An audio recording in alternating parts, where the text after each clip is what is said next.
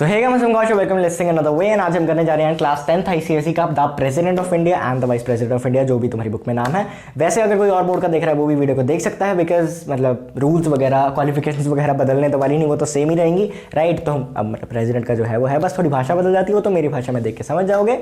तो बिना किसी टाइम पास वगैरह सबके स्टार्ट करते हैं, बिकॉज पहली बहुत लेट हो गया मैं वीडियो डालने में। तो देखो, पहले पूरा मतलब चैप्टर की एक एक लाइन वगैरह समझने से पहले तो मैं एक बेसिक चीज़ बता देता हूँ कि जो हिस्ट्री होती है ना, मैं अभी एक्जैक्टली एक वीडियो बनाऊंगा कि कैसे पढ़ते हैं कैसे नहीं पढ़ते, बट एक समझ लो, जो हिस्ट्री होती है ना उसे तुम्हें लाइन बाय लाइन पढ़ के फ़ायदा होता है। क्या फ़ायदा होता है कि जब तुम एक एक लाइन पढ़ते हो उससे क्या हो जाता है कि भाई कहानी दिमाग में बनती है, ठीक है। एक तो कहानी दिमाग में बनती है, और हिस्ट्री में ना क्वेश्चन कहीं से भी उठा के आ सकते हैं, ठीक है। तुम कहीं भी उठाओगे कि यहाँ से ये आ सकता है, क्योंकि उसकी है ऐसी। मे बी एमसीक्यू में आ जाएगा, तुम्हारे एमसीक्यू इस साल नहीं हो गए, वैसे पिछले साल थे, बट जो भी है समझ गए ना तुम, बेसिक के आ सकती कहीं पे। जो प्रेसिडेंट वगैरह वाले चैप्टर्स होते हैं, जो सिविक्स होती है, इसमें भी एक फ़ायदा कह लो या कुछ भी कह लो, इसमें तुम्हें एक एक लाइन पढ़ने की जरूरत है ही नहीं। मेन टॉपिक्स पढ़ो, अच्छे से पढ़ो, उनको याद रखो तो हो जाएगा। लॉजिक बना के रखोगे तो जो चीज़ नहीं भी पढ़ी होगी ना वो भी समझ आ जाएगी, ठीक है। अब प्रेसिडेंट का तुम्हें इतना पता है ना कि नॉमिनल हेड होता है, जो प्राइम मिनिस्टर है वो असली हेड है, ठीक है। असली एग्जीक्यूट मतलब कहने को साइन इनको करने पड़ते हैं, बट करवाता कौन है वो। अगर इनकी नई भी चॉइस हो फिर भी हम आगे पढ़ेंगे अच्छे से क्या क्या इनके पास पावर्स वगैरह है, क्या नहीं है, क्या सिर्फ नाम की है वगैरह सब पढ़ते हैं। तो बिना किसी टाइम पास के क्वालिफिकेशंस की तरफ चलते। तो देखो, अब बाकी ये सुप्रीम कमांडर हैं डिफेंस वगैरह के, वो सब चीज़ें तुम्हें पता है, तुम्हारी बुक में यहाँ पे दी हुई है, right. The executive power of the Indian vested the president, ये एक्सरसाइज द प्रेसिडेंट, ठीक है। तो ये सब चीज़ें ठीक है। अब यहाँ पे क्या है ना कि जो प्रेसिडेंट है ये सुनते हैं prime minister and the council of ministers की, एंड जो prime minister and the council of ministers हैं वो इनकी सुनते हैं या नहीं सुनते तुम्हें पता ही है कितने का, बट ये ना यस मैन है बेसिकली, ठीक है। द प्रेसिडेंट ऑफ इंडिया, मैं किसी एक बंदे की बात नहीं कर रहा, वैसे हम पढ़ेंगे Ramnath Kovind ji is the current president of India, and फिर वाइस प्रेसिडेंट की बात करेंगे, वो सब ठीक है।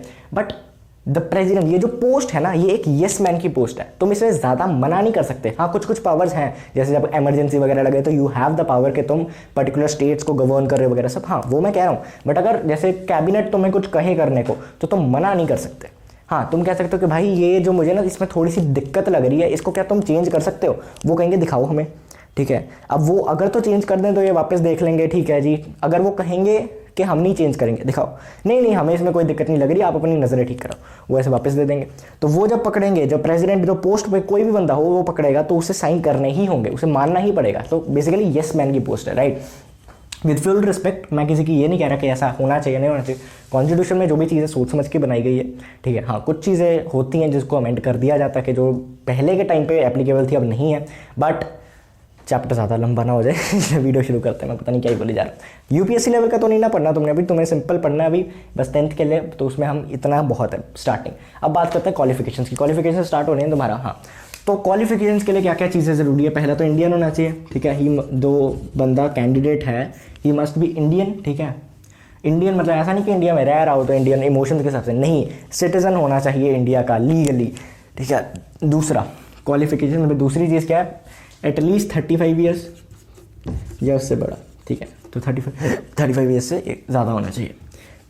तीसरा क्या है, ऑफिस ऑफ प्रॉफिट वगैरह तुमने पढ़ा, मैं तुम्हारी बुक में देखता हूँ, तीसरा यही है ना, हाँ नहीं, पहला है कि लोकसभा का क्वालिफाइड मेंबर होना चाहिए। पर ये चीज़ ऐसा होता है कि लोकसभा का जैसे जब इलेक्शंस होते हैं तभी होता है, तो जो भी है उसमें से इनको बना दिया गया। अब वो इलेक्शंस कैसे होते हैं हम आगे इलेक्टोरल कॉलेज में पढ़ते हैं, उसकी तुम टेंशन ना लो। ये 3 चीज़ें अभी बेसिक हो गई।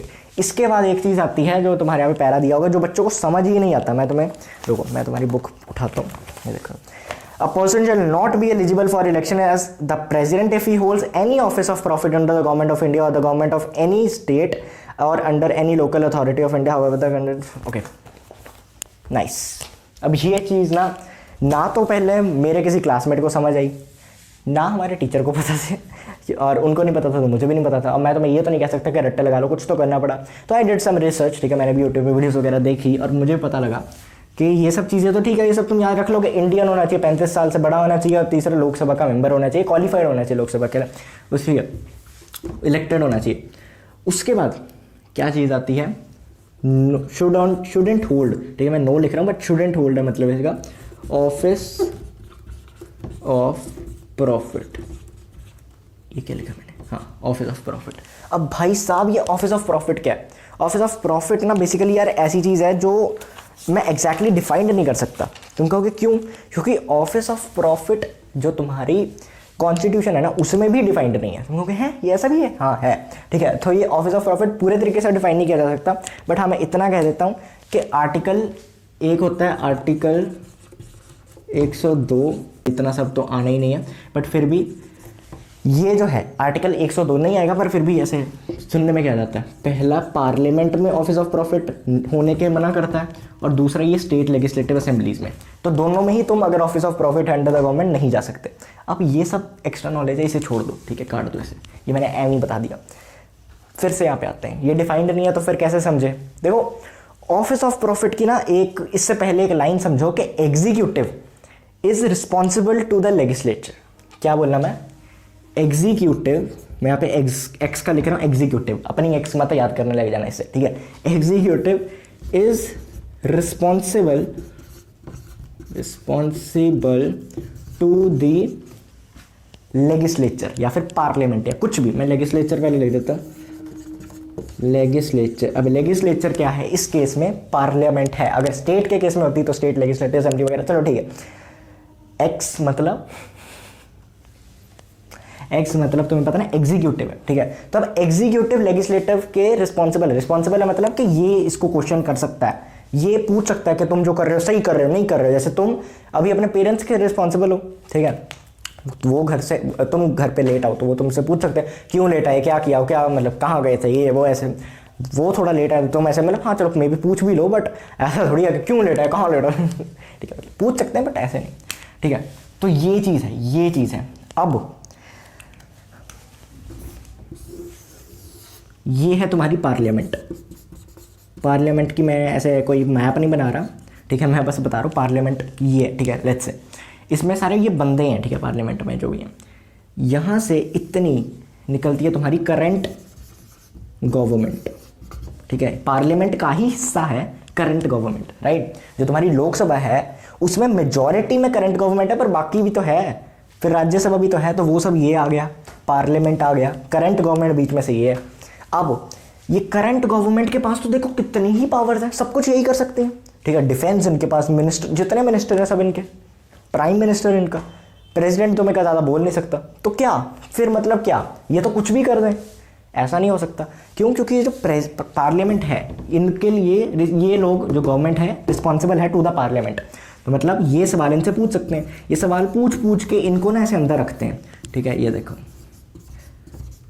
मैं यूट्यूब से देख के आया हूँ, अभी तो मुझे ताज़ा याद है, मैं समझा रहा हूँ, ठीक है, कैसे समझाना वो तुम देखो, ठीक है। तो ये वैसे तो बहुत वास्ट हो सकता है, पूरे इंडिया को यही कब्जा कर लें, पर नहीं हो सकता। क्यों? क्योंकि जो करंट गवर्नमेंट है, कोई भी पार्टी हो, बट जो करंट गवर्नमेंट हो किसी भी साल में, उन पे पार्लियामेंट चेक करता है, पार्लियामेंट जैसे ओपोजिशन क्वेश्चंस पूछती है वगैरह सब, राइट, तो वो सब चीज़ें इसमें आ जाती है, तो ये थोड़ा ऐसे रखती है। अब यहाँ से जो पार्लियामेंट के लोग हैं, ठीक है, पार्लियामेंट के बंदे हैं, एक मैंने बंदा निकाल नहीं लिया, मतलब एक बंदे की एग्जाम्पल ले रहे हैं। अब ये बंदे को ना हम एक्सपेक्ट करते हैं, अब देखो पार्लियामेंट का कोई ऐसा नहीं है कि ये कोई मतलब जादुई कोई मशीन है जो इससे क्वेश्चंस पूछेगी, लोग ही तो हैं, लोग ही तो इनके खिलाफ जाएंगे, इनके खिलाफ आर्ग्यूमेंट करेंगे, तभी तो सच निकलेगा वगैरह सब होगा ना। अब अगर ये कोई बंदा है, ठीक है, ये कोई पार्लियामेंट का बंदा है, इसने गवर्नमेंट से सवाल पूछना है, ठीक है, गवर्नमेंट पे चेक रखनी है, तो he should be unbiased, right. ऐसा नहीं ना होना चाहिए इसको ये पार्टी पसंद है तो ये इसके फेवर में बोलता है, फिर तो इसकी कमियां दिखेगी नहीं, इस बंदे को कमियां नहीं दिखेंगी तो देश कहाँ जाएगा भाई, राइट। अच्छी पार्टी बुरी पार्टी नहीं होती यार, हर चीज़ में बुरी चीज़ होती है, जो बुरी चीज़ है उन्हें पॉइंट आउट करना जरूरी है कि ताकि वो ठीक हो जाए, राइट। तो ये जो बंदा है ये अनबायस होना चाहिए टू द गवर्नमेंट, तभी ये सही कह पाएगा, जब गलत है तो गलत कहेगा, सही है तो सही कहेगा, ठीक है, ये होना चाहिए। लेकिन ये एग्जाम्पल समझा रहा हूँ, तुम समझते रहो, ठीक है। लेकिन अब अगर ये बंदे को एक नौकरी मिल जाती है, ठीक है, नौकरी भी ज़रूरी नहीं, इसको ऑफिस ऑफ प्रॉफिट मिल जाता है, office of profit, OOP, office of profit, ठीक है, इस बंदे को मिल गया। अब वो कुछ भी हो सकता है, लेट्स से कोई जॉब है अंडर द गवर्नमेंट, तो ये गवर्नमेंट इस बंदे को जॉब दे रही है, मतलब क्या, पैसे दे रही है, सैलरी दे रही है, मतलब क्या, सैलरी अगर दे रही है, पर्क्स वगैरह सब वो दे रही है, तो इसका मतलब है कि वो रिमूव भी कर सकती है, वो नौकरी छीन भी सकती है, तो रिमूव भी कर सकती है वो नौकरी से, राइट। जैसे कि अगर पार्लियामेंट प्रेसिडेंट को बना सकती है तो इम्पीच भी कर सकती है, आगे पढ़ेंगे कोई नहीं। तो ये रिमूव भी कर दिया इस बंदे को पार्लियामेंट ने।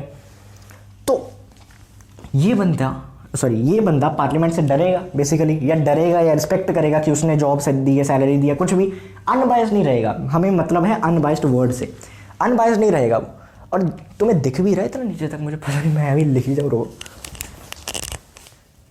ऑलमोस्ट दिख रहा है, ठीक है। तो मैं क्या कह तुम्हें वही है कि ये सरकार इसे जॉब दे देगी, सैलरी दे देगी, निकाल भी सकती है, तो ये बंदा अनबायस्ड नहीं रहेगा, या तो डर लग जाएगा या रिस्पेक्ट करेगा, जो भी है अनबायस्ड नहीं रहेगा। तो हमें चाहिए अनबायस्ड। तो इसलिए कहते हैं कि ये जो बंदा है, जो भी प्रेसिडेंट या लोकसभा या कुछ भी है, वो ऑफिस ऑफ प्रॉफिट में नहीं जा सकता। ऑफिस ऑफ प्रॉफिट नहीं होना चाहिए, ये चीज़ नहीं होनी चाहिए। अगर ये चीज़ होगी तो ये ऑब्वियसली इसको फेवर करेगा, फिर वही तबाही हो रही है देश की भाई। अगर कुछ भी कर सकती है फिर गवर्नमेंट, राइट। फिर ये जो चेक्स हैं ये धीरे धीरे कम होते रहेंगे, धीरे धीरे कम होते रहेंगे सरकार। अब ये कोई पर्टिकुलर पार्टी की बात नहीं है, ये जनरल की बात है, ठीक है। जब से बनी है, जब से हमारा कॉन्स्टिट्यूशन संविधान बना है तब से, राइट। तो ये चीज़ समझ गए तुम, अनबायस्ड होना चाहिए, इसलिए ये चीज़ नहीं होने देती। अब ये एग्जैक्ट तुम कहोगे कौन सी चीज़ें हैं, क्या IAS वगैरह होता है या क्या क्या होता है। तो देखो एग्जैक्टली तो जैसे तुम्हें कहा कॉन्स्टिट्यूशन में ही डिफाइंड नहीं था, तो मैं क्या कर दूँ, बट तुम बेसिक ये समझ सकते हो। अब उसमें हाँ कॉन्स्टिट्यूशन में ये डिफाइंड है कि ये जॉब्स है, ठीक है। बहुत बहुत चीज़ें बताई हुई हैं उन्होंने, ये नहीं हो सकता, ये नहीं हो सकता, ये नहीं हो सकता। 2005 में इनफैक्ट उनमें से ना बहुत सी कैंसिल भी कर दी थी कि ये ऑफिस ऑफ प्रॉफिट के अंडर आती नहीं। क्यों? क्योंकि चलो कुछ था, मुझे अब एग्जैक्टली पता भी नहीं है, मैं कुछ बोल दूंगा गलत ही निकल जाए, बट इतना मुझे पता है कि APJ अब्दुल कलाम सर ने उसके खिलाफ बोला था। क्यों खिलाफ बोला था? कि अगर ऐसे करने लग गए, ठीक है, अगर ऑफिस ऑफ प्रॉफिट अलाउ कर दिया इतनी ज़्यादा जॉब्स में, तो वही करंट गवर्नमेंट वही बहुत ज़्यादा पावरफुल बड़ी हो जाएगी, तो देश को खतरा सा आ सकता है, राइट। तो उन्होंने पता नहीं अपने क्या कोई पावर यूज़ करी थी उसे रोकने के लिए, ठीक है, APJ अब्दुल कलाम सर ने, ठीक है। APJ सर ने काफ़ी कुछ ऐसा ट्राई किया था, मतलब रोकने के लिए, रोक भी गई थी काफ़ी हद तक, मुझे एग्जैक्टली याद नहीं, मैंने पढ़ा ही हुआ है। मैं उस टाइम पे ऐसा नहीं कि मैं पूरा होश में, मैं बच्चा था भाई।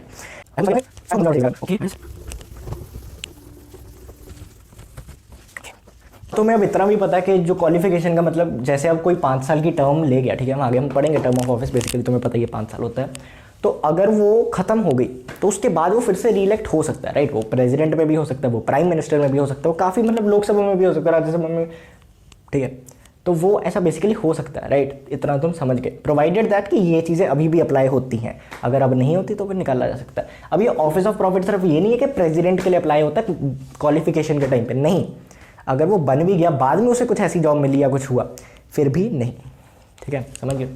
अब पढ़ते हैं इलेक्टोरल कॉलेज। अब इलेक्टोरल कॉलेज मतलब प्रेसिडेंट इलेक्ट क्या क्या वजह से उसे मतलब अलाउ किया जा सकता है इलेक्शन में खड़े होने के लिए, ये हमने समझ लिया। अब इलेक्शन कैसे होता है? आम जनता में तो होता नहीं, मैंने तो नहीं कभी देखा प्रेसिडेंट के इलेक्शन हो रहे, राइट। MP के होते हैं, MLAs के होते हैं, ठीक है, मतलब मेयर वगैरह ये सब, मेयर के नहीं, मतलब क्या बोलते हैं, म्यूनिसिपल कमेटी वगैरह के हो सकते हैं, बट वो चीज़ें अलग होती। इलेक्टोरल कॉलेज,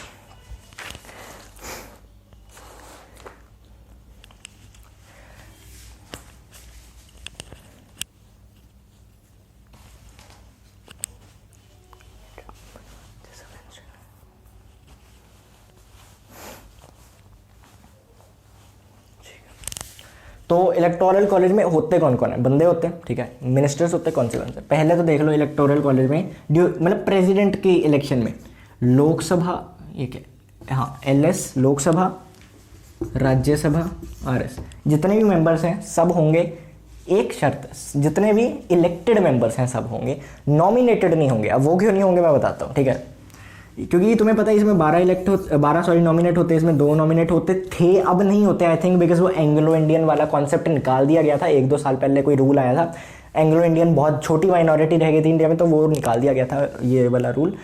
अब एग्जैक्टली मैं तुम्हें बाद में बताऊंगा, ठीक है। तो इसे भी हटा देते हैं। तो लोकसभा के लोग, राज्यसभा के 12 लोग को छोड़ के, वो जो नॉमिनेटेड है, ठीक है, ये सारे होते हैं। उसके बाद स्टेट लेजिस्लेटिव असेंबलीज के लोग, MLAs जिसे हम बोलते हैं, वो लोग सब पार्ट लेते हैं इसमें, तो ये सब हो गए।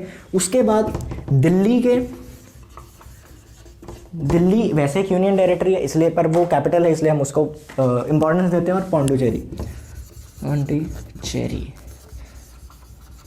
ठीक है, पौंडीचेरी की जो लेजिस्लेटिव असेंबली वगैरह है उसके लोग, ठीक है। तो ये बेसिकली सिस्टम होता है।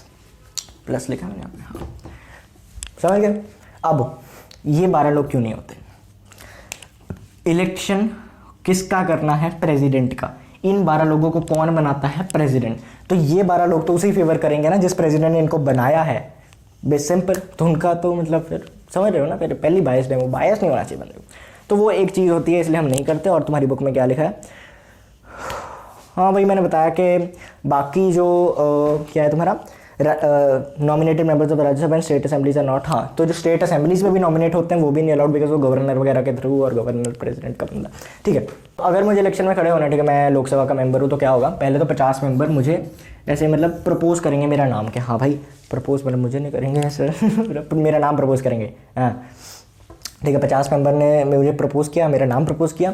उसके बाद 50 मेंबर सेकंड करेंगे मुझे। सेकंड मतलब कि हाँ, जैसे 50 मेंबर्स ने कहा इस बंदे को इलेक्ट करो, बाकी फिर और 50 बोलने चाहिए हाँ हाँ हाँ हाँ इसे, एटलीस्ट 50 ज़्यादा हो सकते हैं बट हाँ हाँ हाँ हाँ इससे करो। ठीक है, तो ये चीज़ होती है।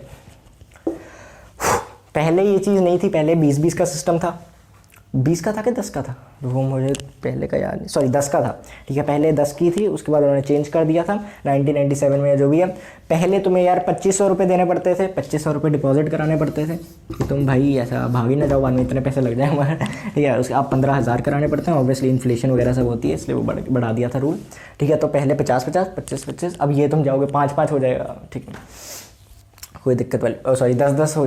चलो यार, मैं क्यों दिमाग लगा रहा हूँ, तुम्हें जब वाइस प्रेसिडेंट आएगा, वाइस प्रेसिडेंट का पढ़ लेंगे। यहाँ पे ना तुम्हारे 3 चीज़ें हैं जो इसमें बस इंपॉर्टेंट है। ये सब तुमने समझ लिया, इसके ऊपर ही मैं लिख देता हूँ क्या ही दिख रहा है।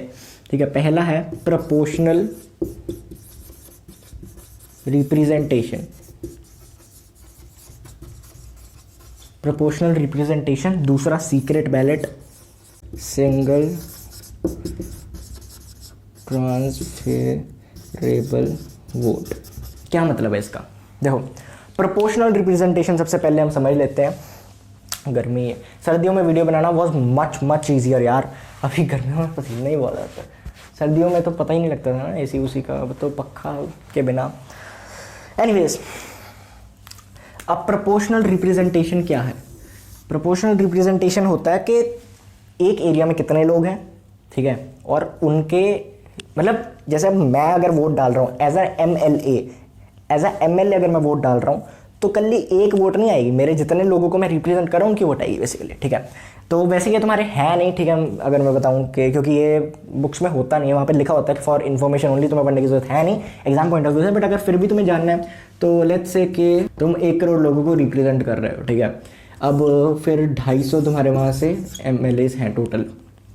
ठीक है, टोटल मल्टीप्लाई बाय 1000, चाहे यहाँ पे डिवाइड बाय 1000 कर दो, फिर डिनोमिनेटर में लेके आओगे, वही बात हो जाएगी। 3 zeros 0 से 0, ये आ गया तुम्हारा 40।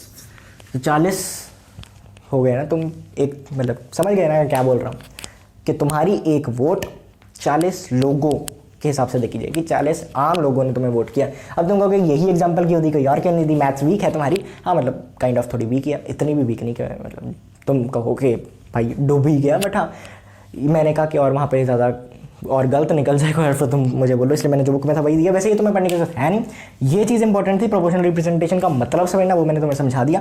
दूसरा है सीक्रेट बैलेट। अब सीक्रेट बैलेट का वही होता है कि तुम्हें किसी को पता नहीं लगेगा कि तुमने किसे वोट डाल लिया। ठीक है, जैसे हमारा होता है उनका भी वैसे होता है, नेताओं का पता नहीं लगता किसने वोट डाली। हाँ ऑब्वियसली जो वोटिंग चेक करेंगे, जो काउंट करेंगे उनको पता लगेगा, पर वो उनका भी कुछ रूल होता है कि वो बता नहीं सकते या जो भी है।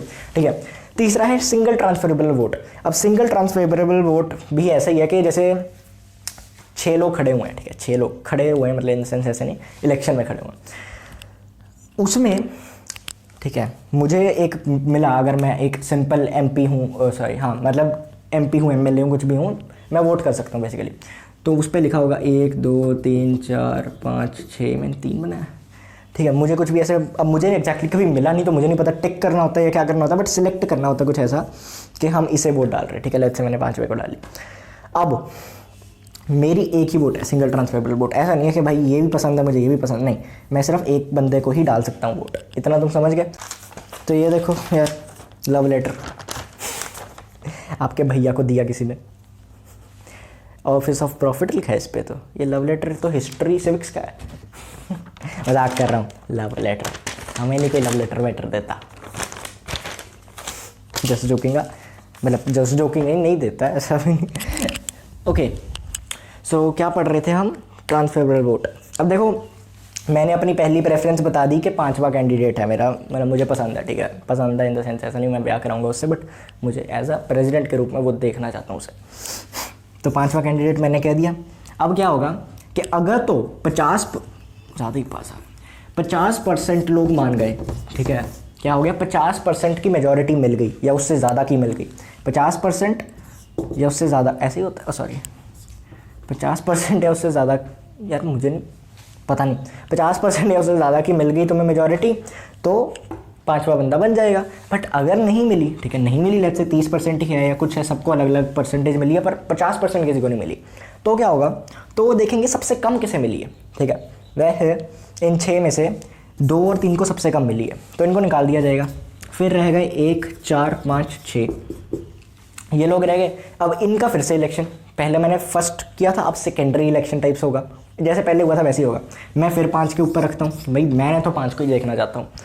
फिर अगर तो इसको फिर से मेजॉरिटी मिल गई तो ठीक है, नहीं मिली तो चलो ठीक है, सबसे कम किसे मिले, इन दोनों को, ठीक है, 1 और 4 भी निकल गए, कौन से रह गए, 5 और 6। अब 5 और 6 में से फिर से करा लो, इन दोनों में से किसी एक को तो मिल ही जाएगी, मिल ही जाती है वैसे तो, इससे ज़्यादा आगे नहीं बढ़ती बात, क्योंकि मिल जाती है, ठीक है। अब तुम कहोगे भैया फिर भी नहीं मिली, 50-50, फिर क्या करोगे? अब अगर 50-50 ऐसा कुछ हो गया, वैसे तो नहीं होता बट अगर हो गया तो फिर जाती है ये बात सुप्रीम कोर्ट के पास, वो डिसाइड करता है वगैरह, मतलब ऐसे मैटर्स फिर सुप्रीम कोर्ट के पास जाते हैं प्रेसिडेंट वगैरह के, ठीक है। तो आई होप तुम्हें ये भी समझ आ गया होगा इलेक्टोरल कॉलेज वगैरह का सारा सिस्टम। अब हम पढ़ते हैं इनडायरेक्ट क्यों होते हैं। इनडायरेक्ट क्यों होते हैं क्या इलेक्शंस? ये जो थे इनडायरेक्ट ही थे, डायरेक्ट तो फिर वो वाले होते हैं ना, एमएलए वाले, एमपी वाले, कि हम मैं अच्छा तुम गेस करो कि मैंने अभी तक कभी इलेक्शन में कभी वोट दी है किसी में?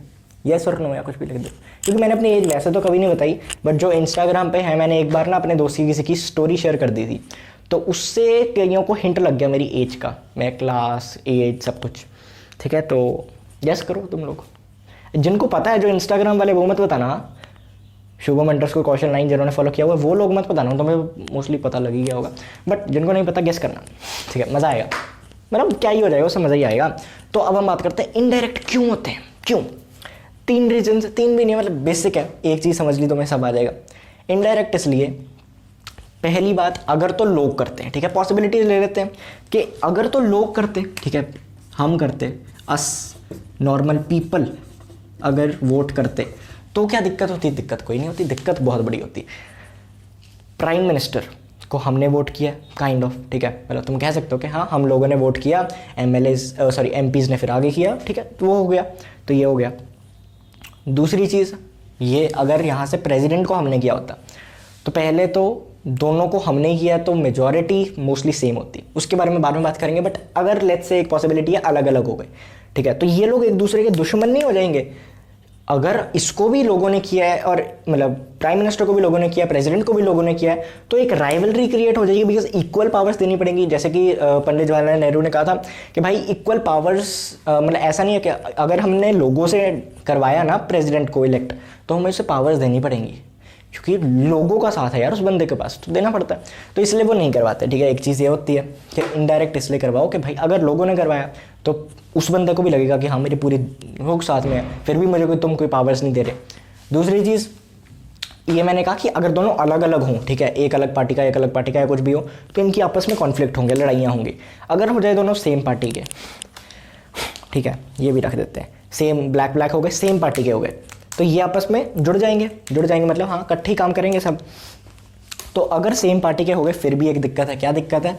सेम पार्टी के होने से इनमें लड़ाई तो नहीं होगी, पर सेम पार्टी के होने से कोई इनको रोक भी नहीं पाएगा वगैरह सब, एक ही चीज़ करते रहेंगे वगैरह सब, रोकने वगैरह का काम है नहीं। और साथ में अगर एक वन पार्टी हो गई, ठीक है, तो वन पार्टी हर एक स्टेट में तो नहीं हो सकती।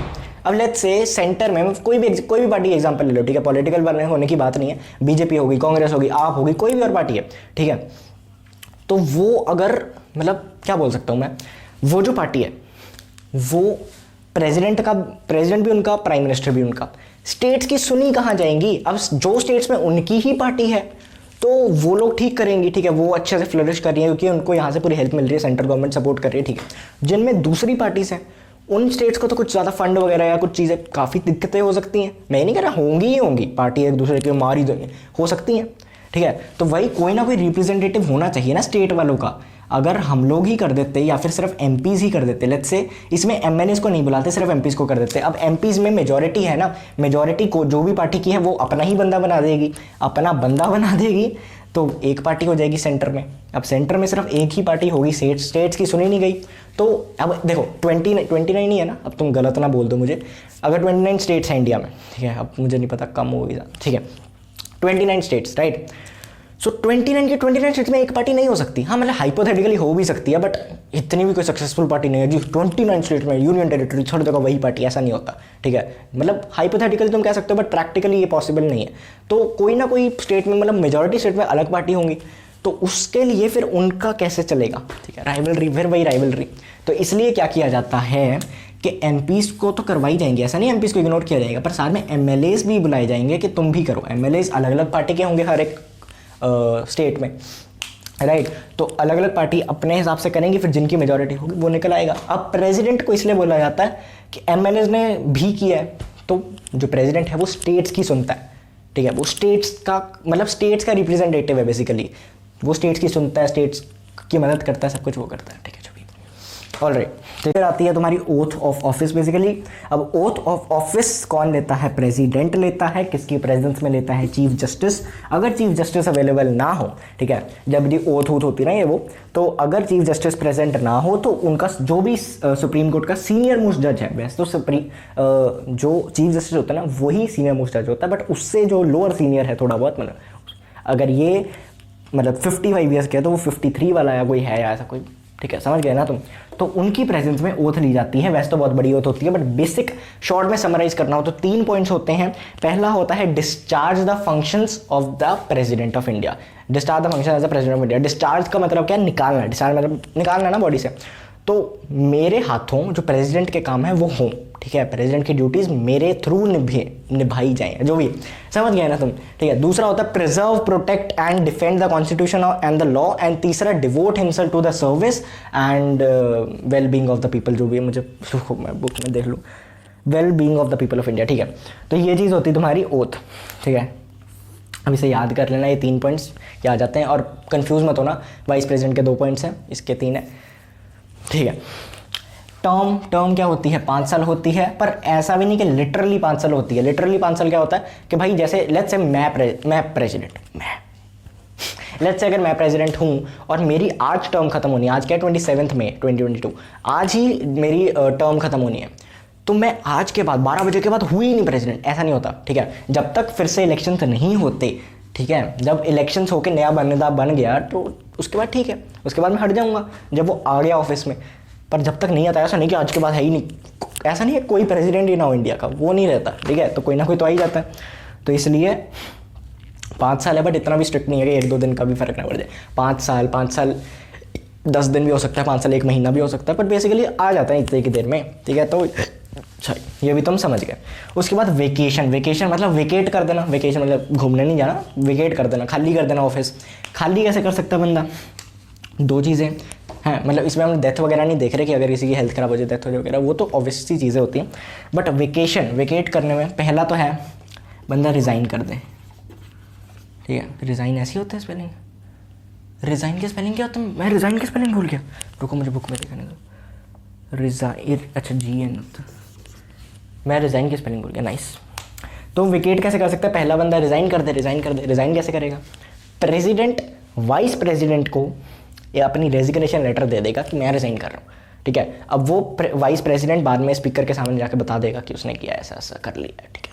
अब वही चीज़ वैसे होती है, वाइस प्रेसिडेंट प्रेसिडेंट को दे देता है, ये आप नहीं जाते, ये दोनों एक दूसरे को पकड़ाते हैं कि तुम जाओ, ठीक है, वहाँ पे मैं नहीं आऊँगा, तो तुम वो जाते हैं, फिर जाके लोकसभा में जो भी है। दूसरी चीज़ होती है तुम्हारी, जैसे हम बोलते हैं इम्पीचमेंट। वाह क्या राइटिंग है। तो इम्पीचमेंट बेसिकली होती है कि जैसे कोई तुमने कॉन्स्टिट्यूशन के खिलाफ कोई चीज़ करी है, लॉ तोड़ दिया, कोई कुछ कर दिया बहुत बड़ा, ठीक है, बहुत बड़ा इन द सेंस मतलब सज़ा वाला, ऐसा नहीं कि कुछ थोड़ा बहुत भी होता है, पर उसकी सज़ा मिल जाती है। मुझे नहीं पता, इतना कंफ्यूज टीचर तो मैंने देखा आज तक। तो ये जो इम्पीचमेंट है, वेकेट करने। दूसरी चीज़ पहला रिज़ाइन कर दिया, दूसरी चीज़ निकाल दिया गया। तो निकाल दिया गया अब कैसे होता है, थोड़ा यहाँ पे बना लेते हैं इसको थोड़े बढ़िया पेन से, पेंसिल से, जो भी है। पहली चीज़ क्या करनी होती है, कोई एक पार्टी उठाती है जिम्मा कि ये बंदा कोई गलती कर रहा है, अगर उन्हें लगता है कोई गलती कर रहा है तो वो कहते हैं यार कुछ दिक्कत हो रही, वो आपस में थोड़ी बहुत बातचीत करते हैं, ठीक है। कोई एक पार्टी से, कोई भी पार्टी से, कोई भी हाउस से शुरू हो सकता है, चाहे लोकसभा से हो जाए, राज्यसभा से हो जाए, पर जिस भी हाउस से शुरू हुआ है उसमें क्या होता है कि तुम कोई रेजोल्यूशन पास करने से पहले सबसे पहले तुम्हें एक नोटिस भेजना होता है, ठीक है। शुरू करते हैं, तुमने एक नोटिस भेजना है, ठीक है, मतलब प्रेसिडेंट को बताना है और वहाँ पे बताना है ऐसा रिटन नोटिस जो कि एटलीस्ट 1/4 मेजॉरिटी के द्वारा साइंड हो, 1/4 मेजॉरिटी के द्वारा साइंड हो रिटन नोटिस, वो तुमने बता दिया। उसके 14 दिन बाद तुम एक्ट कर सकते हो, उस मतलब एटलीस्ट 14 दिन बाद, ठीक है, मिनिमम 14 दिन। हाँ, अगर तुमने नहीं करना तो तुम चाहे ना भी करो, ठीक है, 15, 16, 20 दिन ना भी करो मे बी, बट अगर करना है तो मिनिमम 14 दिन, उससे पहले नहीं कर सकते। 14 दिन बंदे को तैयार होने के लिए, अपने सबूत गवाह सब करने के लिए देने पड़ते हैं ना, प्रेसिडेंट को भी वगैरह सब, ठीक है। तो रिटर्न नोटिस 1/4 मेजॉरिटी के साथ तुम दे सकते हो साइंड, ठीक है, और 14 दिन के बाद तुम एक रेजोल्यूशन पास कर सकते हो। रेजोल्यूशन, जिस हाउस में ये चीज़ शुरू हुई है उसी हाउस में ये रेजोल्यूशन पास होगी बाय 2/3 मेजॉरिटी। अगर अब तक तुम 2/3 मेजॉरिटी बना लेते हो, 1/4 कम होती है, 2/3 ज़्यादा होती है, ठीक है, 1/4 ने साइन कर दिया, अगर 2/3 मेजॉरिटी बन जाती है तब तक, जैसे तुमने अगर देखा हो, मुझे एग्जैक्टली नहीं पता, बट KGF 2 देखी, उसमें भी थोड़ा थोड़ा ऐसे उन्होंने दिखाने की कोशिश करी कि ये पास हो गया बट ये पास नहीं हो पाया, ठीक है, जो भी था मुझे याद नहीं, देखी थी, अच्छी मूवी है बट याद नहीं मुझे, कब टाइम हो गया थोड़ी देखिए, ठीक है। तो रिटर्न नोटिस 1/4 मिनिमम 14 दिन, 14 दिन के बाद तुम रेजोल्यूशन पास कर सकते हो 2/3 मेजॉरिटी के। अगर ये चीज़ हो जाती है तो फिर वो जाती है दूसरी पार्टी में, जैसे लेट्स से ये राज्यसभा में गई तो ये लोकसभा के पास जाती है, अगर ये लोकसभा में गई होती तो राज्यसभा के पास जानी थी, ठीक है।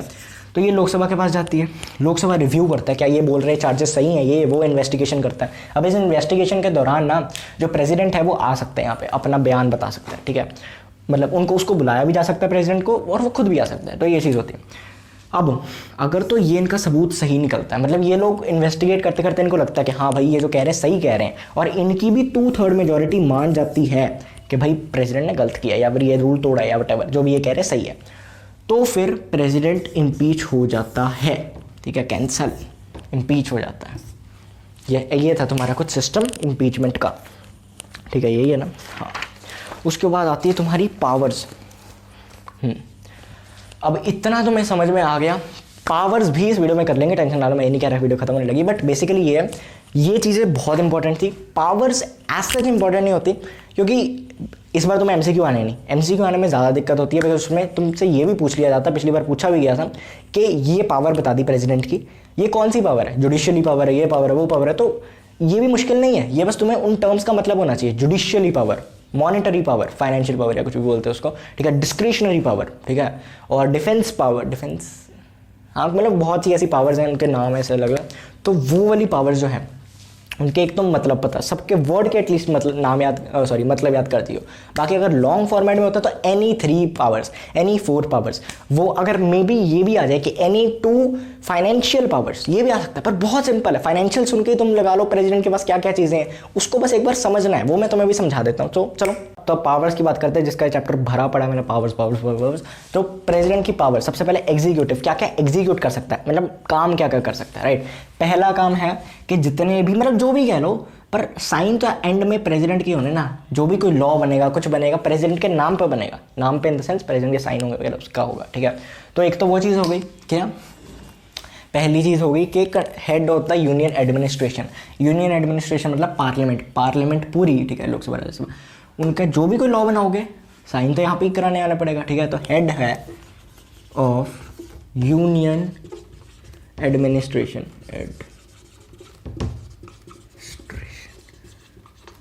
दूसरी चीज़ होती है कि अपॉइंटमेंट करता है, ये मतलब जो प्रेसिडेंट है वो बहुत चीज़ों की अपॉइंटमेंट करता है, बहुत चीज़ों को नहीं, बहुत बंदों की, ठीक है। तो अपॉइंट्स, अब काफ़ी लोगों को करता है, मैं एक चीज़ लेकिन सकता, सबसे पहले प्राइम मिनिस्टर को करता है। वो प्राइम मिनिस्टर को कैसे कर सकता है, इसके पास तो पावर ही नहीं होती, मैं समझाता हूँ। तो जो भी पार्टी मेजॉरिटी जीतती है पार्लियामेंट में, उससे प्रेसिडेंट कहता है कि अपना एक रिप्रेजेंटेटिव भेजो जिसे तुमने प्राइम मिनिस्टर बनाना है। वो बंदे भेजते हैं, ये धप्पा लगा देते हैं कि ये है आज से प्राइम मिनिस्टर। अब अगर वो ये ना भी कहते तो भी उन्होंने भेजना ही था बेसिकली, पर चलो है तो है, क्या कर सकते हैं, ठीक है। तो appoints the prime minister kind of तुम कह सकते हो। और ऐसा नहीं कि सिर्फ इनको, जैसे अब जो बाकी हैं, जैसे तुम कह लो चीफ जस्टिस को ये अपॉइंट करते हैं, ठीक है, ये उनकी ड्यूटी है और राइट है, पावर कह सकते हो तुम, ठीक है, चीफ जस्टिस और बाकी जजेस जो सुप्रीम कोर्ट के होते हैं और हाई कोर्ट के जजेस को ये अपॉइंट करते हैं। बाकी जो स्टेट्स के गवर्नर होते हैं उन्हें प्रेसिडेंट करते हैं। मैंने कहा ना स्टेट के साथ काफ़ी रिलेशन। बाकी ऑडिटर जनरल वगैरह, कॉम्प्ट्रोलर वगैरह जो होते हैं, उनके अलग अलग काम होते हैं, भी तुम्हें समझने की जरूरत नहीं है, बट बेसिकली ये सब होता है। और भी 2-3 चीज़ तुम्हारी बुक्स में लिखी होंगी, बट उन्हें एक बार रीड कर लेना, बिकॉज वैसे MCQ आने नहीं, जैसे मैं फिर कह रहा हूँ, बट फिर भी मे बी आ जाए। ऐसे आ सकता है किस किस को अपॉइंट करते हैं, तो कुछ एनी गिव एनी 3-4 एग्जाम्पल्स वो तुम दे सकते हो। चीफ जस्टिस वगैरह मैंने बता दिया, ठीक है, और बस यही है, प्लानिंग कमीशन वगैरह के चेयरमैन, ठीक है। उसके बाद तीसरी चीज़ क्या होता है कि स्टेट पे काफ़ी मतलब कंट्रोल होता है। स्टेट जो गवर्नमेंट्स होती हैं, स्टेट गवर्नमेंट पे कंट्रोल, स्टेट गवर्नमेंट पे क्या होता है, कंट्रोल होता है। अब तुम कहोगे कैसे, जैसे मैंने कहा उन्होंने बनाया तो उनके है काफ़ी, अगर कभी इमरजेंसी वगैरह आ जाए तो ये कर सकते हैं कि भाई तुम जाओ, अब मतलब ये खुद ही इमरजेंसी डिक्लेयर है, तुम जाओ, मैं गवर्न करूँगा। अब वो चीज़ पॉसिबल है, ठीक है, कर सकते हैं। बाकी ये भी हो सकता है कुछ सलाह वगैरह दे देते हैं स्टेट गवर्नमेंट्स को कि तुम ये करो वो करो वो करो, अच्छा ठीक है। तो प्रेसिडेंट का स्टेट गवर्नमेंट पे काफ़ी कंट्रोल रहता है, तो वो एक चीज़ है। उसके बाद होता है कि भाई यूनियन टेरिटरीज वगैरह पे भी कंट्रोल है, ठीक है। जो बॉर्डर एरियाज होते हैं वो प्रेसिडेंट के अंडर आते हैं, बिकॉज ही इज़ द क्या बोलते हैं उसे, सबसे टॉप पे supreme commander of the defence, ठीक है। डिफेंस जो तीन उनका कौन है, द प्रेसिडेंट ऑफ इंडिया। तो वही चीज़ होती है कि बॉर्डर एरियाज वगैरह का वही चीज़, मतलब आर्मी वगैरह के, तो ही कंट्रोल्स एंड ही फैसले वगैरह यही लेते हैं उस चीज़ के। उसके बाद आते हैं डिप्लोमेसी। अब एग्जीक्यूटिव का मतलब तुम्हें पता था, डिप्लोमेटिक क्या होता है, डिप्लोमेसी मतलब लड़ाई करके नहीं, बैठ के समझ के, मतलब बैठना है ज़रूरी नहीं, बट ऐसा समझ के एक दूसरे से बात करना, जो चीज़ें डिस्प्यूट्स हैं उन्हें सुलझाना डिप्लोमेसी के थ्रू, ठीक है, बात करके, मतलब क्या कहते हैं, जो भी ये सब करके, ऐसा नहीं कि लड़ाई करने चल जाओ। तो डिप्लोमेसी होती है कि लड़ाई नहीं, ऐसे हम सुलझाएंगे बातों को वगैरह सब, राइट। माइक लगा है ना, और मैं पूरा बोल दूँ माइक ना, शिट। तो डिप्लोमेटिक पावर्स। अब इसमें क्या क्या होती है, तुमने पता होगा, सुना होगा ना, एम्बेसडर्स होते हैं यार, इंडिया को जो रिप्रेजेंट करते हैं बाकी देशों में जाके। UN की बात नहीं कर रहा, हाँ वहाँ पे भी होते हैं, बट अलग अलग देशों में जाके बैठते हैं, वो होते हैं एम्बेसडर्स। तो एम्बेसडर्स को चूज़ करना कि कौन से देश में किसे भेजना है और वगैरह सब, वो इनके हाथ में होता है, एम्बेसडर्स, ठीक है। एम्बेसडर्स जो इंडिया के बनाते ही ये हैं और इनको रिसीव करते हैं, मीटिंग वगैरह भी करते हैं जब कोई बाकी देशों के एम्बेसडर्स आए, राइट। मतलब इंडिया ने बाहर भेजे तो बाहर के भी यहाँ पे आएंगे ना, तो वो आएंगे तो उनके साथ मीटिंग वगैरह भी होती है। एंड मतलब बेसिकली ये सब चीज़ें होती, कोई बड़ा कोई ऑफिसर वगैरह है बाहर से तो उसका भी होता है। और जितनी भी ट्रीटीज़ वगैरह होती हैं बाहर की, कोई भी ट्रीटी हुई है बाकी कंट्री के साथ, तो उन सब पे भी इनका ही नाम पे वो होता है, ठीक है, साइन वगैरह कराए, चाहे प्राइम मिनिस्टर वगैरह उस देश में जाके सब कुछ करे, पर साइन वगैरह जैसे मैंने कहा प्रेसिडेंट के ही होते हैं। और बस जो भी इंटरनेशनल कॉन्फ्रेंसेस वगैरह होती हैं, ही विल रिप्रेजेंट इंडिया, ठीक है। जो बहुत बड़ी है उन्हें ये करेगा, जो मतलब प्रेसिडेंट करेंगे। जो थोड़ी छोटी हैं और ऐसा नहीं है इतना, तो उसको वो एम्बेसडर्स भेज देते हैं। बेसिकली ये चीज़ होती है, ठीक है। मेरे घर पे थोड़ा टीवी चल रहा है, उससे एडजस्ट कर लेना। तो अब हम शुरू करते हैं लेजिस्लेटिव पावर्स की। लेजिस्लेटिव पावर सबसे पहले तो लोकसभा या राज्यसभा जब भी बनेगी, वैसे मतलब राज्यसभा तो बनती नहीं, तो मेनली लोकसभा ही रखते हैं यहाँ पे। जब भी कोई बनती है, पहला सेशन होता है, ठीक है, 5 साल बाद जो भी होता है, तो वहाँ पे जाके पहले खुद एड्रेस करते हैं कि ये चीज़ें हमें ये चीज़ें सही करनी है। और नॉर्मल ऐसे जो है ना बात करते हैं कि ऐसे ऐसे ऐसे, जैसे तुम्हारे स्कूल का फर्स्ट डे है, नई क्लास का फर्स्ट डे, तो प्रिंसिपल आके या कुछ आके वो करते, तो वैसे वो चीज़ होती है।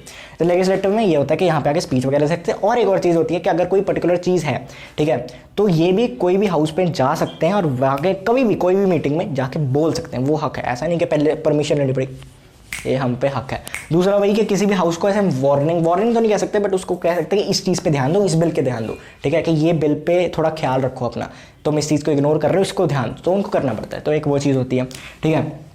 तो ये भी काफ़ी होता है। पार्लियामेंट को मैसेज वगैरह भेज सकते हैं किसी भी टाइप का कि इस चीज़ ध्यान दो। दूसरा कि लेजिस्लेटिव में क्या होता है कि अगर कोई क्या कहते हैं उसे, सेशन को रख सकते हैं, या जैसे सेशन तुम्हें इतना तो पता है ना कि 2 सेशंस के बीच में 6 महीने से कम का गैप होना चाहिए। नॉर्मली साल में 3 सेशंस होते हैं, जो कि पहला होता है तुम्हारा कौन सा, बजट सेशन, दूसरा होता है मॉनसून सेशन, तीसरा होता है विंटर सेशन, ठीक है। तो ऑब्वियसली हो ही नहीं सकता अगर 3 सेशन रखने 6 महीने का गैप, बट स्टिल वो कह सकते हैं कि भाई सेशन बुला लो, तो वो चीज़ हो सकती है। तो ये भी एक फ़ायदा, या फ़ायदा तो नहीं कह सकते, पावर कह सकते हैं, ठीक है। उसके बाद लोकसभा को डिसॉल्व भी किया जा सकता है।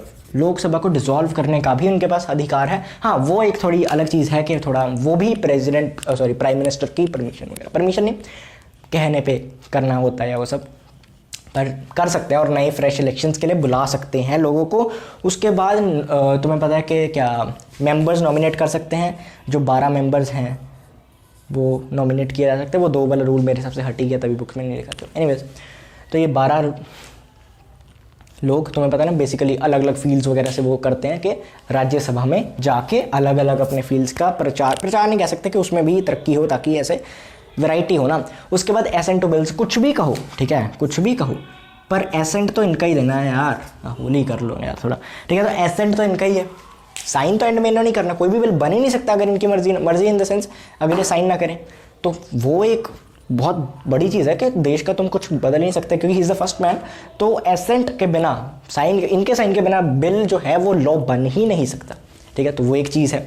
तो तुम्हारी बुक में आई गेस यही सब लिखा है, प्रेजेंट में गिव एसेंट।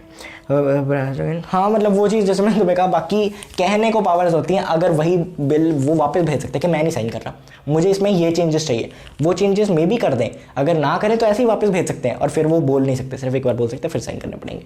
तो मतलब ठीक है, जैसे मैंने कहा ना, यस मैन, नॉमिनल हेड, वो सब चीज़ें होती हैं। उसके बाद तुम्हारी बुक में है प्रोमुलेट ऑर्डिनेंसेस। हाँ, मैं भूल ही गया था मैं ये पॉइंट, ठीक है। ऑर्डिनेंसेस भी प्रोमुलेट कर सकते हैं। अब ऑर्डिनेंसेस से मतलब मेरा होता है कि अगर लेट्स से ऑर्डिनेंसेस, कोई जो हाउस है, कोई भी हाउस, दोनों हाउसेस पार्लियामेंट के सेशन में नहीं है, ठीक है, मतलब गर्मी बहुत है, ठीक है, मतलब सेशन में नहीं है, दोनों हाउस बंद है। तो वो अगर इनको नेसेसरी लगे, एक होता है कि उनको नेसेसरी लगना चाहिए, तो वो क्या कर सकता है, प्रेसिडेंट ऑर्डिनेंस डिक्लेयर कर सकते हैं कोई भी चीज़ पे। ऑर्डिनेंस, वो इमरजेंसी अलग चीज़ होती है। अभी हम सिंपल ऑर्डिनेंस, कोई बेसिक रूल ऑर्डिनेंस की बात कर रहे हैं, जो तुमने देखा होगा नायक में एक ऑर्डिनेंस पास किया था ना एक दिन का सीएम तो वैसे ही कोई ऑर्डिनेंस पास किया जा सकता है, मतलब वो सीएम ने किया था, ये थोड़े प्रेसिडेंट की बात हो रही है, तो ये किया जा सकता है, राइट। अब ये ऑर्डिनेंस को प्रोमुलेट कर सकते हैं जब दोनों नहीं है। अगर एक भी हाउस पार्लियामेंट में है, ठीक है, मतलब सेशन में है, तो फिर फ़ायदा ही नहीं है, तो फिर उनसे जाके बात करनी ही पड़ेगी, फिर लॉ बन सकता है, फिर उनके थ्रू निकाल सकते हो तुम, ठीक है। फिर उसके बाद होता है कि ऑर्डिनेंस अगर तुमने कर दिया तो दोनों हाउसेस के सामने रखना पड़ेगा जब भी वो सेशन में आती हैं, दोनों हाउसेस के सामने रखना पड़ेगा जब भी सेशन में आती हैं। अगर उन्होंने वो चीज़ मान ली, ठीक है, तो ठीक है, नहीं मानी तो उसे ख़त्म कर दिया जाता है, नल एंड वाइड डिक्लेयर कर दिया जाएगा जब भी उन्होंने रिजेक्ट कर दिया टाइप्स, यू नो। तो ये चीज़ है। अब अगर तो वो मान गए तो ठीक है, अगर उन्होंने कुछ भी नहीं कहा, ठीक है, मान गए तो इसको लॉ बना दिया, जो वो आगे का प्रोसीजर है। बट अगर नहीं, कुछ भी नहीं मानने, कुछ भी नहीं कहा, तो 6 हफ्तों में खुद ही नल एंड वाइड डिक्लेयर हो जाता है, खुद ही बंद हो जाता है 6 हफ्तों में, ठीक है। जब वो रीअसेंबल करती है, जब से वापस आई है लोकसभा राज्यसभा, तब से फिर वो हो जाता है। The ordinance lapses if it is replaced by as an act of law. तो अगर इनको बहुत ही पसंद आ गया कि प्रेसिडेंट साहब आपने क्या ही कह दिया उस दिन, हम इसको लॉ ही बना देते हैं, तो लॉ बनाएंगे तो ऑब्वियसली ऑर्डिनेंस तो हट ही जाएगा, वो तो कानून बन गया ना। ये ऑर्डिनेंस टेम्प्रेरी कानून तो हट गया, कानून ही बन गया वो, तुम ये कह सकते हो। उसके बाद है formation of the new states, जो न्यू स्टेट्स बनती है, जैसे अभी तेलंगाना बनी, और अभी ये ऊपर चल रहा था जो लद्दाख अलग हो गई और जम्मू एंड कश्मीर, ठीक है। मैंने अपनी पिछली वीडियो में, तुमने नहीं देखा तो इसका चैप्टर 1 देखना, मैंने उसमें समझाया कैसा एग्जैक्टली, ठीक है, तो क्या क्या हुआ। तो उसमें जैसे हुआ तो वो सब नहीं हो सकता। जैसे तेलंगाना स्टेट बनी, अभी एक और बन रही है, आई डोंट नो, झांसी के पास एक स्टेट और निकल, मुझे देखो पूरे तरीके से याद नहीं, बट उत्तराखंड से, उत्तर प्रदेश से कुछ हो रहा है, एनीवेज। तो वो चीज़ नहीं हो सकती जब तक ये शुरू ही नहीं हो सकती, वो बातचीत शुरू ही नहीं हो सकती जब तक प्रेसिडेंट ना कहे, ठीक है। तो एक ये चीज़ होती है काफ़ी तकड़ी।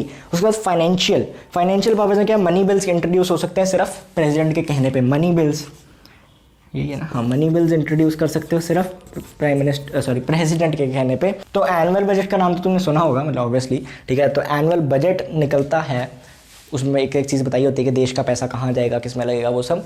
तो एनुअल बजट भी कौन बनाता है, फाइनेंस मिनिस्टर बनाता है या बनाती हैं, जो भी अभी प्रेसिडेंट के बिहाफ पे, ठीक है, एक ये चीज़ होती है। और जो ये है, ये एनुअल फाइनेंशियल स्टेटमेंट भी निकाली जाती है पार्लियामेंट के बीच में हर स्टार्टिंग में कि पिछले साल क्या हुआ, ठीक है।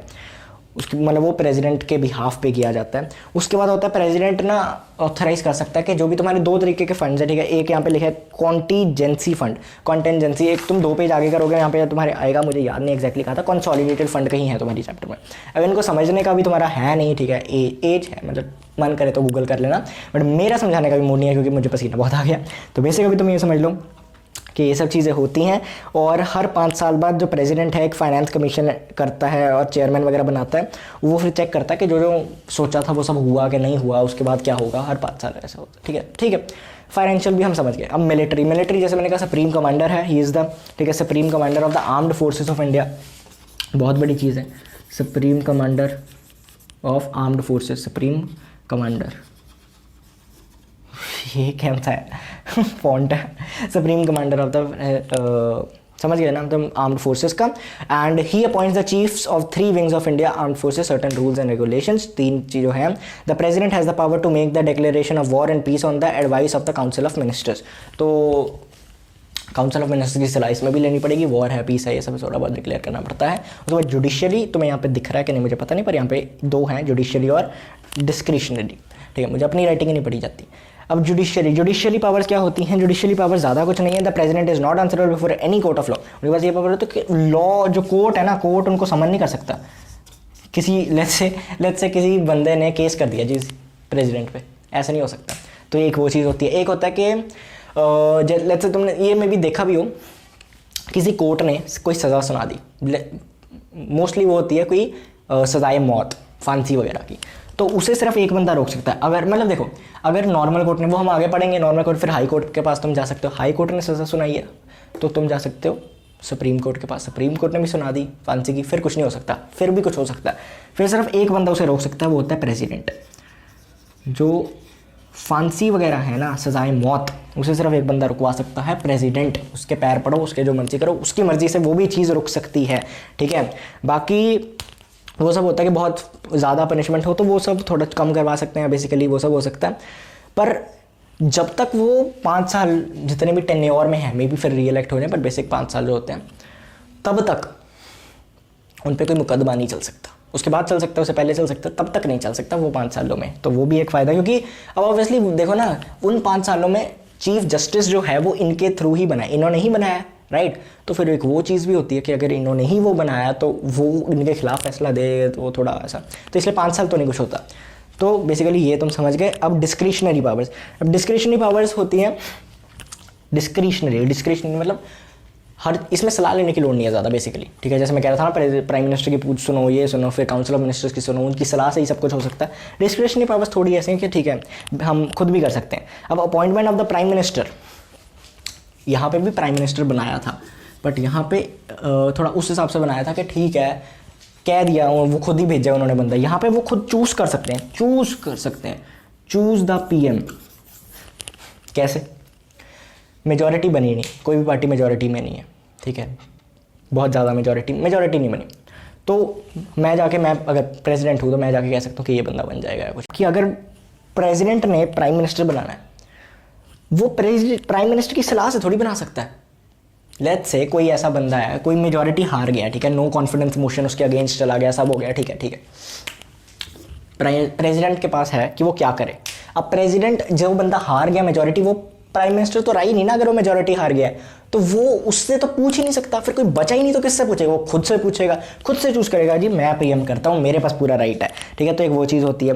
दूसरा, अगर किसी की डेथ हो जाए, प्राइम मिनिस्टर की सडन डेथ हो जाए, तो प्रेसिडेंट चूज़ कर सकता है, जैसे कि इंदिरा गांधी के असैसिनेशन के बाद हुआ था, ठीक है। तो वो एक चीज़ होती है कि क्या करे।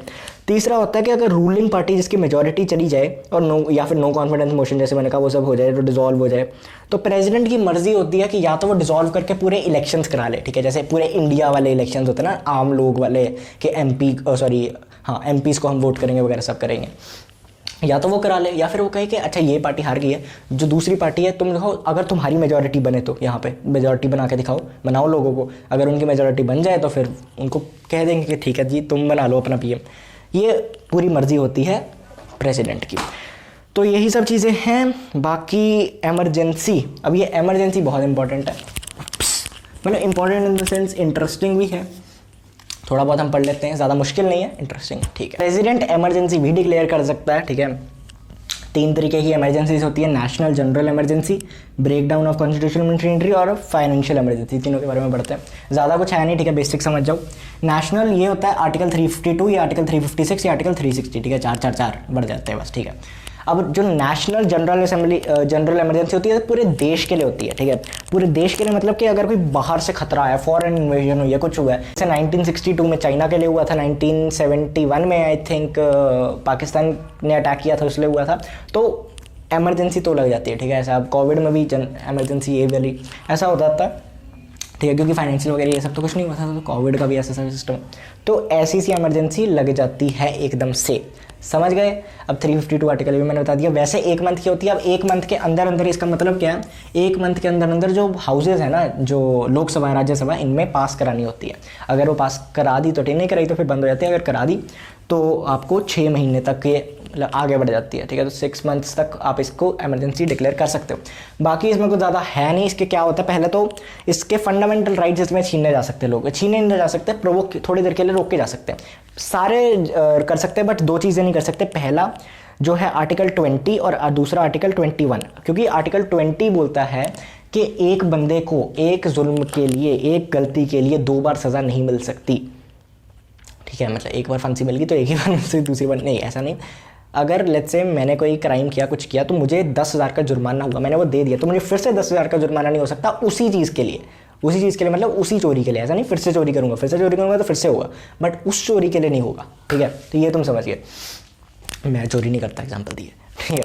तो ये चीज़ हो गई। बाकी कुछ, हाँ, दूसरी चीज़ है no person shall be deprived of his life और personal liberty except according to prison of the law, ठीक है। तो उसकी पर्सनल चीज़ें वगैरह नहीं छीनी जा सकती, समझ रहे हो, उसकी लाइफ नहीं तुम छीन सकते कि इमरजेंसी का ठोक दिया उसको, नहीं, ऐसा नहीं कर सकते। जनरल सेंटर स्टेट रिलेशनशिप, जो पार्लियामेंट है ना, वो स्टेट की पावर्स ले सकता है। अब कोई स्टेट का है भाई हम नहीं डिक्लेयर कर रहे, ऐसा थोड़ी हो सकता है। पूरे देश में इमरजेंसी, स्टेट कहेगी नहीं जी हमें फ़र्क नहीं पड़ता, हम अपना नॉर्मल चलेंगे, कोविड का था कोविड, ऐसे बाकी स्टेट में हो रहा है, हम कहे, कोई पर्टिकुलर स्टेट का नहीं जी हम नहीं कह रहे, ऐसा नहीं होता। तो वो पावर्स कंपेरेटिवली जो यूनियन कैबिनेट है, यूनियन पार्लियामेंट है, उसके पास ज़्यादा चली जाती है स्टेट की पावर्स, ठीक है। तो एक वो चीज़ हो जाती है। तीसरा फाइनेंसेस, तो स्टेट जो सेंट्रल है उसकी मर्जी हो जाती है, उसके पास राइट हो जाता है कि वो फाइनेंसेस को कैसे यूज़ करेगा अब, ठीक है। वो जो स्टेट को फाइनेंसेस देने वो कम कर सकता है, वो जो एमपीज़ की जो सैलरीज होती हैं उन्हें कम कर सकता है, तो वो सब कर सकता है नेशनल जनरल असेंबली में, ठीक है, यूनियन, ठीक है। अगर बहुत ज़्यादा ही कुछ हो रहा है, बहुत ज़्यादा ही कुछ हो रहा है, इलेक्शन करने का टाइम नहीं है, तो उसे भी 1 साल आगे कर सकते हैं, 1 साल से ज़्यादा आगे कर सकते हैं, उससे आगे फिर देखी जाएगी। दूसरा होता है तुम्हारा breakdown of constitutional machinery है, 356 आर्टिकल होता है। ब्रेक डाउन क्या होता है, पहले मुझे लगता था कि कोई स्टेट में उनकी मशीनें ख़राब हो गई, इतना ये नहीं होता, ठीक है। ब्रेक डाउन कॉन्स्टिट्यूशन मशीनरी होता है कि वहाँ की सरकार गिर गई है, या सरकार के पास मेजॉरिटी नहीं रही, या फिर सरकार लोगों के हित में काम नहीं कर पा रही है। एक बार हुआ था ऐसे, 9 स्टेट्स को गवर्नरी राज नहीं, मतलब प्रेसिडेंट रूल में ले लिया था, प्रेसिडेंसी रूल। क्यों? क्योंकि वो अच्छे से काम नहीं कर पा रही थी, उनका लोगों का मानना था कि वो लोगों के हित में काम नहीं कर रही, इसलिए ऐसा कुछ हुआ था, ठीक है। तो ये बहुत पहले की बात है। अब उसमें क्या होता है कि प्रेसिडेंट का रूल लग जाता है, ठीक है। स्टेट गवर्नमेंट के जो राइट्स है वो प्रेसिडेंट के पास चले जाते हैं, ठीक है। कोई भी तुम्हारे यहाँ पे पार्टी है वो सब राइट्स प्रेसिडेंट के पास चले जाते हैं। इसकी ड्यूरेशन होती है 2 महीने, एक्सटेंड किया जा सकता है 6 महीने के लिए। 6 महीने के बाद ये बंद हो जाता है, फिर से ले आओ तुम ये रूल, एक बार फिर से कर लो ये चीज़, ऑर्डिनेंस पास या कुछ भी, वो 1 साल का बन जाएगा।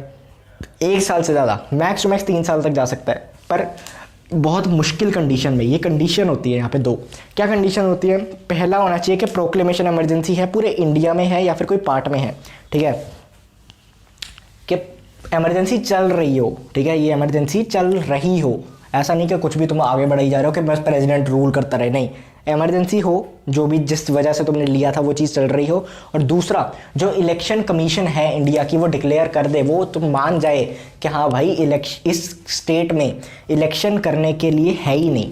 क्योंकि प्रेसिडेंट का रूल क्यों लगा कि वो वाली जो सरकार थी वो नहीं कर पाई रूल, ठीक है, वो सही नहीं कर पाई, उसे निकाल दो, फिर से इलेक्शन तो कर सकते हैं ना। वो अगर 3 साल तक कर सकते हैं, अगर इलेक्शन कमीशन कहता है कि नहीं हालात बहुत माड़े हैं, यहाँ पे हो ही नहीं सकता, यहाँ पे इलेक्शन ही नहीं हो सकता, इसलिए वो मैक्स टू मैक्स 3 साल, उससे ज़्यादा तो हो ही नहीं सकता, ये जो गवर्निंग रूल है ये तुम्हें पता है काफ़ी बार लग चुका है, ठीक है। इंडिया में एग्जांपल्स पढ़ लेना, वैसे एग्जांपल्स आती नहीं एग्जाम में, ठीक है। बेसिक तुम्हें समझ आना चाहिए। फाइनेंशियल इमरजेंसी इंडिया में कभी नहीं लगी, इतना तुम्हें पता होना चाहिए। 360 आर्टिकल के अंडर आता है ये। अब इसमें क्या कि इंडिया के पास पैसे बहुत कम पड़ गए या कुछ हो गया तो उनको अपने जो इंडिया के रिसोर्सेज है वगैरह सब थोड़े बहुत वो बेचने पड़े या कुछ करना पड़े, तो वो सब चीज़ों में आ जाता है। Such a proclamation has to be laid before both the houses and is valid for 2 months, 2 महीने तक ये रहती है।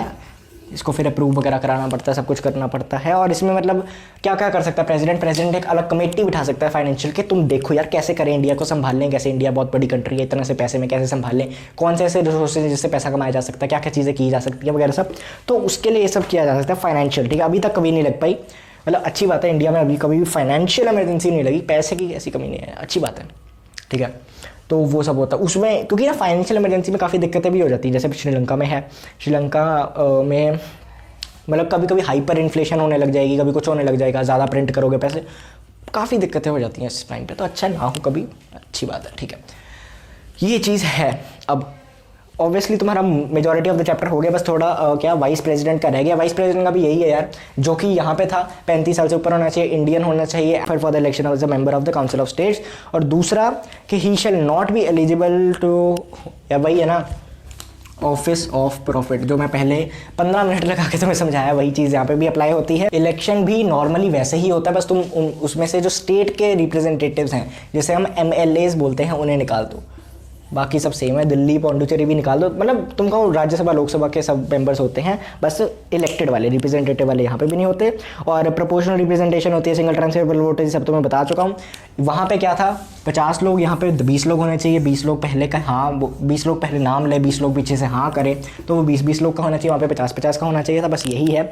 ओथ भी वही लेनी होती है, bear true faith and allegiance to the constitution of India, faithfully discharge his duties. Term वही 5 साल की होती है, निकाला जा सकता है। और ये अपना रेजिग्नेशन प्रेसिडेंट को पकड़ा सकते हैं कि भाई हम नहीं करेंगे।